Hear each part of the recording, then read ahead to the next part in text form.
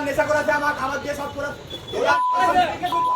Dollar dollar আমি রাস্তা গুম করতে চাইছিলাম কিন্তু আমি পারি নাই। আমি আসামির সাথে কথা বলেছি, আসামি আমাকেও বলেছে যে সে নির্দোষ। ওকে আজকে যেহেতু 4 শুনানির দিন আমরা অবধি চেয়ে শুনানি করেছি। আমরা হ্যাঁ ডলার নামে আছে আমাদের বাইশটা ডলারের নাম যেটা আসতেছে এগুলি আমার মনে হয় কেসটারে সময় ক্ষেপণ করার জন্য। ডলার নামে লোক আছে কিন্তু ডলার যে এর সাথে সম্পৃক্ত এর সাথে জড়িত এটা কিন্তু আমরা আগে পরে পাই। রামেসার বিচার নিয়ে কোনো তামসা করা হোক এটা আমরা চাই। এখন ধানাই বানাই করার জন্য আরো কার নাম বলতে পারে, বিচারকে দীর্ঘসূত্রে করার জন্য নাম বলতে পারে, এটি একটা চক্রান্ত। শুধু রামেসার জন্য না, এই দেশের প্রত্যেকটি মেয়ের হয়ে আমি দাঁড়াবো ইনশাআল্লাহ। আমি কিছুই চাই না, বিচার আপনারা করতে পারবেন না, আপনাদের এই ধরনের কোনো রেকর্ড নাই, আপনারা পারবেন না, আমার মেয়েও ফিরে আসবে না, আপনারা বিচার করতে পারবেন পারবেন না। রামেসার এই হত্যাকারী সর্বোচ্চ শাস্তি হচ্ছে মৃত্যুদণ্ড, ইনশাল্লাহ আগামী 1 মাসের মধ্যে নিশ্চিত করবে। এই ধরনের শিশু নির্যাতন বা নারী নির্যাতন বর্তমান সরকার কোনোভাবেই মেনে নেবে না। ঢাকা। আসসালামু আলাইকুম সম্মানিত গাইস, যে বিষয়টি আলোচনা করব আপনারা অবশ্যই বুঝতে পেরেছেন, আর তা হচ্ছে একটি বিষয় যে রামেসাকে উদ্দেশ্য করে বাংলাদেশে যে আন্দোলন আলোচনা সমালোচনা হইতেছে, অনেকেই বলতেছে 1 মাসের মধ্যে বিচার হবে, প্রধানমন্ত্রীও বলছে 1 মাসের মধ্যে সর্বোচ্চ শাস্তি দেওয়া হবে। তবে এই বিষয়টা নিয়ে যেখানে আসামি স্বীকারোক্তি দিয়েছিল যে আমি তাকে ধর্ষণ করেছি, হত্যা করেছি, যদি আসলে সত্যিকার অর্থে তার যদি বিচার হতো তাহলে সঙ্গে সঙ্গে বিচার করা উচিত ছিল। যেহেতু তখন বাহানা করেছে 1 সপ্তাহের মধ্যে বিচার হবে বা 1 মাসের মধ্যে বিচার করা হবে, এই জন্য বলতে পারি, নিঃসন্দেহে বলতে পারি যে রামেসার হত্যাকাণ্ডের বিচার, সোহেলের যে বিচার, এটা বাংলার মাটিতে হবে না, হবে না, হবে না।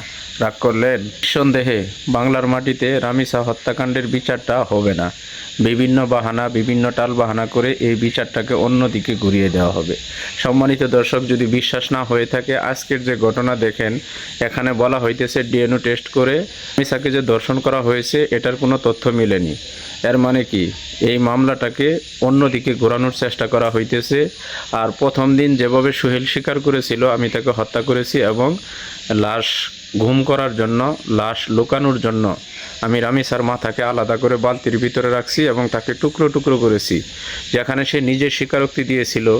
এখন তাকে বাঁচানোর জন্য বিভিন্ন কিছু সময় গেছে, বন্ধের সময় গেছে, ঈদের সময় গেছে, এই সময়টার মধ্যে তাকে শিখিয়ে দেওয়া হয়েছে, একটি কৌশল বাই করা হয়েছে যে রামেসার হত্যাকারী আমি নয়, রামেসার হত্যাকারী হচ্ছে ডলার। ওই ডলারকে ধরেন তাহলে সব বেরিয়ে আসবে। আসলে এটা কোনো ডলার মলার নয়, এটা শিখায় দেওয়া একটা ভাষা। নিঃসন্দেহে বলতে পারি রামেসার হত্যাকাণ্ডের বিচার বাংলার মাটিতে হবে না। সম্মানিত দর্শক, এই ডলার মলার বুঝি না, আমরা চাই রামেসার হত্যাকাণ্ডের বিচার, যেই সোহেল স্বীকারোক্তি দিয়েছে তারই বিচার হবে, তার স্ত্রী তাকে সহযোগিতা করেছে তার বিচার হবে। যদি তাই না করা হয়, বাংলাদেশের সমস্ত সর্বস্তরের জনগণকে বলবো, আবার যখন সোহেলকে আদালতে তোলা হবে, রাস্তায় কুটে নেওয়ার পথেই সমস্ত জনগণ ক্ষেপে গিয়ে তাকে আঘাত করে তাকে ছিনিয়ে নিয়ে তার বিচার আমাদের আদায় করে নিতে হবে।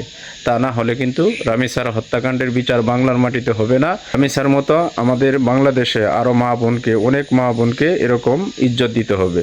এই জন্য সময় থাকতে আমাদের সকলকে রামেসার হত্যাকাণ্ডের বিচার নিজের হাতে তুলে নিতে হবে। সম্মানিত দর্শক, ভিডিওটি কেমন লাগলো? যদি ভালো লাগে লাইক, কমেন্ট ও শেয়ার করবেন। আপনি যদি এই চ্যানেলে নতুন দর্শক হয়ে থাকেন, নিত্য নতুন ভিডিও পাওয়ার জন্য চ্যানেলটি সাবস্ক্রাইব করে পাশে থাকা বেল বাটনটি বাজিয়ে দিবেন।